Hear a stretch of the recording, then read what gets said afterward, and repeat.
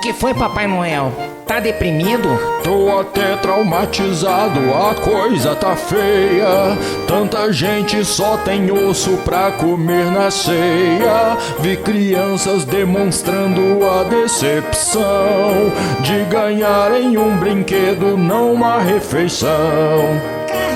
Muitas famílias tristes nem quiseram presentes, em luto por perderem amigos e parentes. Força, velho Noel, não perca as esperanças. Você só existe no coração puro das crianças. Seja forte, vá em frente, tenha fé, sorria. O mundo todo merece um pouco de alegria.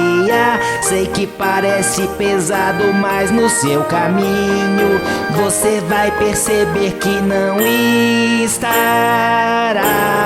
sozinho.